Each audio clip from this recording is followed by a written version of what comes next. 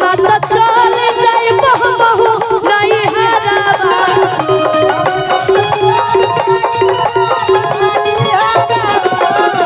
कि तोहर आइल नहीं खाए रोटी भात के बुझत नहीं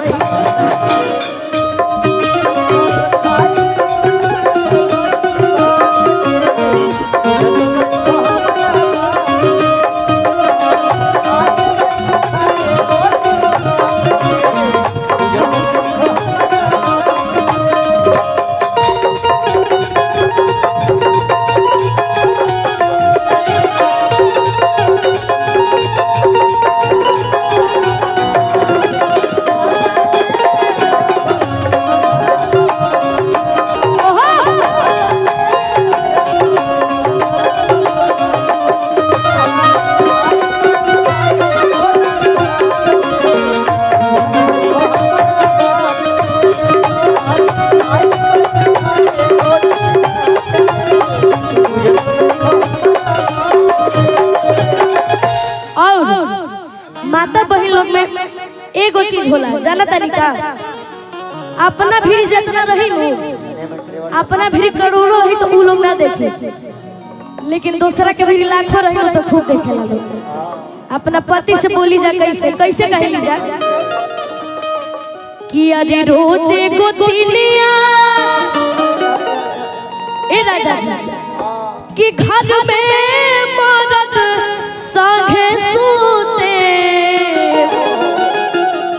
अजरेला जवानी असरे में दिया बूते आवे के बाद कि रोजे गोतिनिया घर में मरद संगे सूते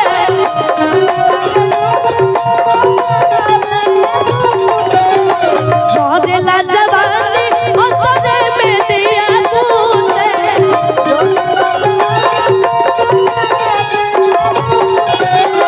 कि रोजे गोतिनिया घर में गुलूजी संगे सूते अजरेला जवानी असरे में दिया बूते कि उठी आ रोइला रात भर से जते बुझत नहीं खबर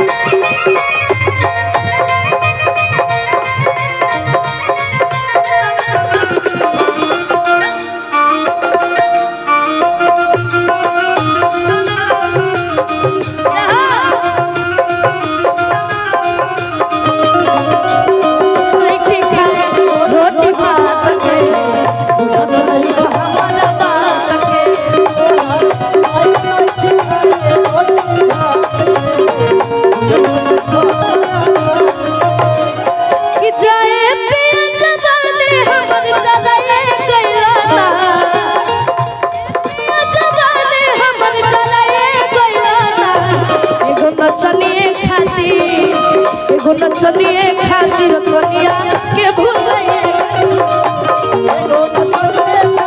कनिया के भूलइए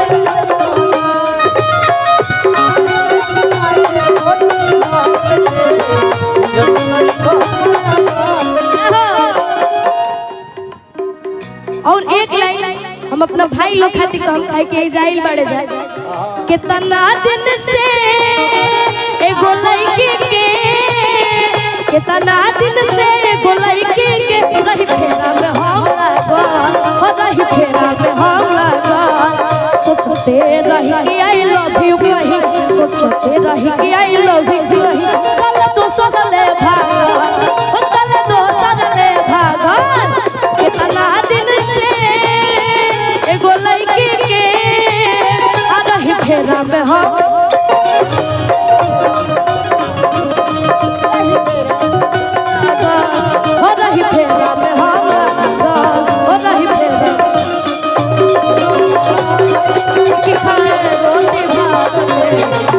रोटी भात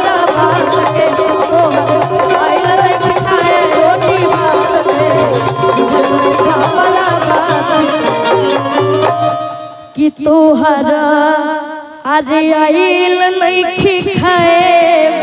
आ रोटी भात के अब बुझत नहीं खा हमरा बात के।